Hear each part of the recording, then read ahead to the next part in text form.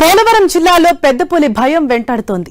దేవీపట్నం మండలం నేలకోట సమీపంలోని కొండ ప్రాంతంలోనే పెద్ద పులి సంచరిస్తున్నట్లు అటవీశాఖ అధికారులు గుర్తించారు.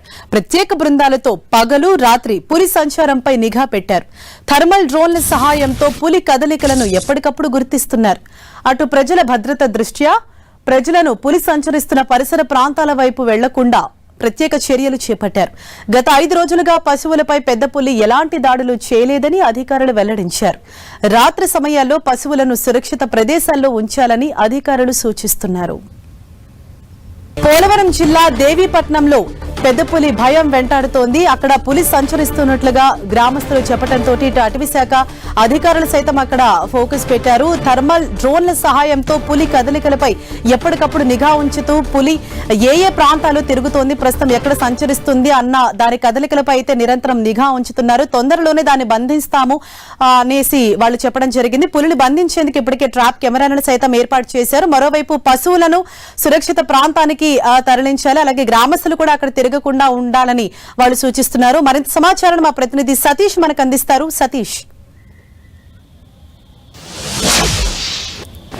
హరీష, గత కొన్ని రోజుల నుంచి కూడా మన్యం ప్రాంత ప్రజలనైతే మాత్రం పులి భయాన్ని అయితే మాత్రం వెంటాడుతుందని చెప్పుకోవచ్చు. పోలవరం జిల్లా దేవీపట్నం మండలంలో నేలకోట పరిసర ప్రాంతంలో అయితే ప్రస్తుతానికి మనం నేలకోట పరిసర ప్రాంతం కొండ ప్రాంతం అయితే మాత్రం ఉన్నాం. ఈ కొండ పైన అంటే ఇప్పుడు ఏదైతే కొండ అయితే ఉందో ఇలా ఈ కొండ పైనే ఈ పరిసర ప్రాంతంలోనే పులి ఉన్నట్లు అటవీశాఖ అధికారులు అయితే మాత్రం గుర్తించారు. దీనికి సంబంధించి అంటే గత 5 రోజుల నుంచి కూడా ప్రస్తుతానికి అయితే మాత్రం ఎటువంటి పశువుల మీద కూడా దాడి చేసిన దాఖలాలు అయితే మాత్రం లేవు. గత 5 రోజుల ముందు అంటే సుమారుగా 16 పశువుల మీద దాడి చేసిన నేపథ్యంలో ఇప్పటి వరకు కూడా ఏ పశువుల మీద కూడా గత 5 రోజుల నుంచి కూడా దాడి చేసిన దాఖలాలు అయితే మాత్రం కనిపించలేదని చెప్పి అటవీశాఖ అధికారులు అయితే మాత్రం స్పష్టం చేశారు. ప్రస్తుతానికి అయితే మాత్రం ఈ కొండ ఏదైతే ఉందో నేలకోట కొండ పై భాగం ఏదైతే ఉందో పై భాగంలోనే పులి కదలికలు అయితే మాత్రం అధికారులు అయితే మాత్రం రేడియో కాలర్ ట్రాక్ కెమెరా ద్వారా అయితే ఆ కదలికలను అయితే మాత్రం గుర్తిస్తున్నారు. ప్రస్తుతానికి అయితే మాత్రం దీనికి సంబంధించి అంటే ఎటువంటి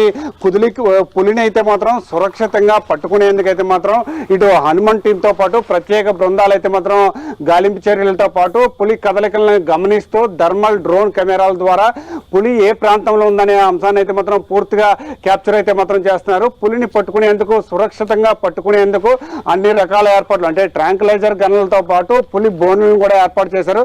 డ్రోన్ కెమెరాల ద్వారా పులి కదలికలను గుర్తిస్తూ అంటే ట్రాక్ ద్వారా అంటే పులి ఎటు నుంచి ఎటు వెళ్తుంది, ఎక్కడికి వెళ్తుంది, ఏ ప్రాంతంలో ఉందనే అంశంపై పూర్తి స్థాయిలో కదలికలను అయితే మాత్రం గమనిస్తున్నారని కూడా మనం చెప్పుకోవచ్చు. అయితే మన్యం ప్రాంత ప్రజల గిరిజన వాసులందరినీ కూడా అప్రమత్తంగా ఉండాలి, ఒంటరిగా ఎవరూ తిరగవద్దు, పశువులను కూడా ఒంటరిగా వదలొద్దని చెప్పి ఇప్పటికే పరిసర ప్రాంత గ్రామ ప్రజలందరూ కూడా అటవీశాఖ అధికారులు అయితే మాత్రం హెచ్చరికలు జారీ చేశారు. ఏదేమైనప్పటికీ అంటే గత 5 రోజుల నుంచి కూడా పులి ఏ పశువు మీద దాడి చేయలేదు కనుక ఈ రోజు రాత్రికి అయితే మాత్రం దాడి చేసే అవకాశం ఉన్న నేపథ్యంలో కొన్ని అనుమానాస్పద ప్రాంతాల్లో అయితే మాత్రం ఈ ప్రాంతానికి అయితే మాత్రం వచ్చే అవకాశం ఉంది. ఆల్రెడీ దాడి చేసిన ప్రాంతాలకు కూడా తిరిగి పులి వచ్చే అవకాశం ఉన్న నేపథ్యంలో అక్కడ బోన్లు కూడా ఏర్పాటు చేశారు. దాంతోపాటు ట్రాంక్లైజర్ గన్లు వాడే ప్రత్యేక నిపుణులు కూడా ఈ ప్రాంతానికి అయితే మాత్రం తీసుకురావడం జరిగింది. ఏదేమైనప్పటికీ కూడా పులిని సురక్షితంగా పట్టుకునేందుకు అటవీశాఖ అధికారులు గత కొన్ని రోజుల నుంచి కూడా